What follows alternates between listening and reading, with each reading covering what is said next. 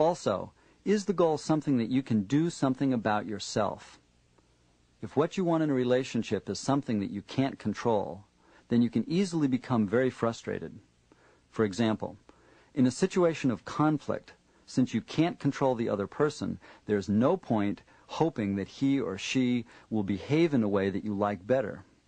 Instead, a goal for such relationship might be for you to stay resourceful and calm so that you can ask good questions, hoping to find out what the other person really wants. This is something you can control. A second major element to your goal is, what evidence will let you know when you have reached this goal? What will you see and hear and feel that will let you know that you are achieving your goal? Once you know what goal you have for the relationship immediately, what might you want in 6 months or a year? I remind you of the findings of Tom Peters in his research on corporate excellence. He found that one of the things that characterized the most successful corporate executives was their thinking about goals over time. While some executives are proud of plans spanning a few fiscal quarters or even a year, the most successful think much more long-term, some actually thinking in terms of decades.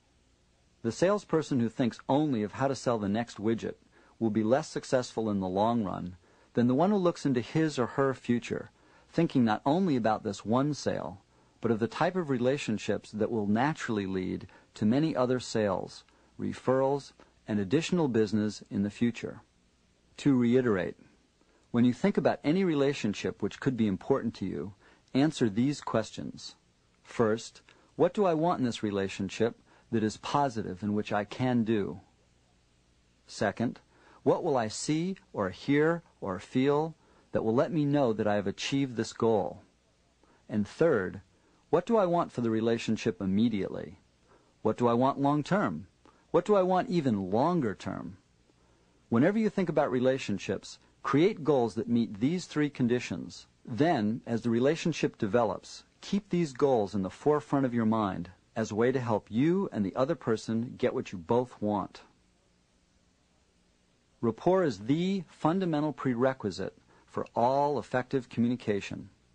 If you don't have rapport, you simply will not be effective with other people, period.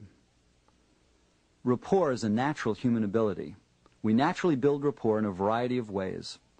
When a couple has been together for a long time, they often are described as being a lot alike, sometimes becoming so much alike that they actually look alike. When you watch someone who is a mentor, he or she may wear the same brand of suit and use the same phrases and tone of voice. Business people dress so that they will look like they belong to the culture of their corporation. It is a powerful human need to try to fit in. We all have many examples of these behaviors because we do them already. They are based on some form of being similar, familiar, or alike. By finding ways to be alike, we reduce our differences and find the common ground upon which to base a relationship. You have been in rapport without thinking about it at many times throughout your life. And then there are times when you are out of rapport. It's important to be able to recognize when you have rapport and when you don't. How do you know the difference? To find out, try this experiment the next time you get a chance. Pick a situation with a friend or associate where you already have rapport and the situation is casual. By casual, I mean that there isn't something really important going on. You're just visiting, as opposed to asking for a raise, for example. After you've both started talking and the conversation is moving along smoothly, you're naturally in rapport now. Try the following. Sit in a posture that is different from the person you're with. You may also try moving in different ways or speaking at a very different rate or volume. Notice how this changes the interaction. It will probably become choppy. Your friend might even ask, "What's wrong?" Notice what happens to your feelings. That uncomfortable feeling that you'll be getting is a signal that you are not in rapport. Of course, I can't be certain that you will call the feeling uncomfortable. That is the word a lot of people use to describe how they know when they're out of rapport. Just take the time to note what the feeling is that you experience when you don't have rapport. You can use that feeling as a signal to let you know when you need to do something to get rapport. We call that feeling a rapport detection alarm. The goal is to train yourself to recognize when the alarm goes off and then to do something to regain rapport. By the way, if you successfully broke rapport with your friend during that experiment, please take the time to rebuild it quickly with one of the techniques coming up. There are two different ways to think about rapport. The first way is to intentionally build rapport whenever you begin an interaction with someone and you want to be successful.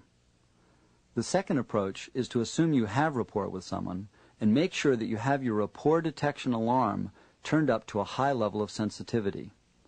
We recommend that you use both approaches, especially as you are becoming more adept at these skills. Whichever approach you fully master first, be aware of the value of the rapport alarm. For example, in the sale of an expensive item, like a home, the relationship between the salesperson and the buyer often lasts for several days or weeks. Although the relationship may start with high levels of rapport, it is common for rapport to be lost before the closing.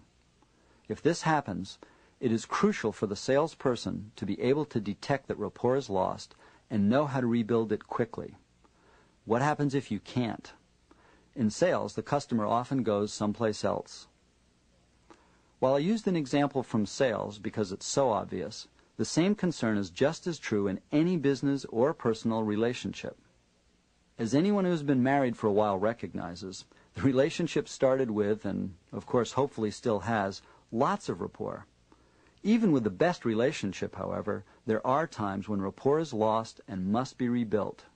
Rapport skills are to get back that lost common ground for relationship, that foundation for you to do a good business or to have a good marriage or to be good friends. When you don't have rapport with someone, what can you do? The most effective communication professionals gain rapport by a technique called matching, also referred to as mirroring. Matching occurs naturally when two people already are in rapport. However, these techniques may be used consciously to establish and increase rapport. When you are doing things deliberately for rapport, it is to get back to states of mind that you would have naturally if people weren't distressed, in their heads, thinking about something else, or simply not paying attention. One of the things that people do when they are in rapport is to align themselves with the other person. Alignment can occur on several levels. As I mentioned earlier, when two people share common interests, they become closer. Remember talking about baseball in common. A more powerful way in which people align with others is with their physical use of space. When you are sitting with someone in your living room and want to show them a photo album or a book, you usually sit next to them, don't you? And doesn't this position naturally lead to more of a sense of togetherness and sharing? When some business people meet at a table with a colleague, they consistently sit opposite them.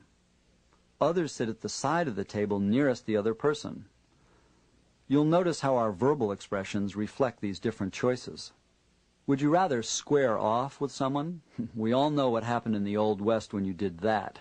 Or would you rather share space? By aligning your body so that you are literally pointed in the same or at least a similar direction, you are more likely to see things the same way, to get in tune with each other, and to feel in sync.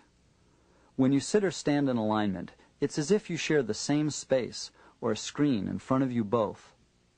You and the person you're talking with will naturally make hand gestures toward this common space. If you're in agreement and sharing common interests, it's easy to feel aligned. When you have conflict or are building common interests, your physical alignment can help accelerate the technique of gaining cooperation. Another way to build rapport with people who are upset is to align with their emotional state of mind. Some of my early psychology training taught me just the opposite. I was told that when someone was upset, and especially angry, that the idea was to remain calm.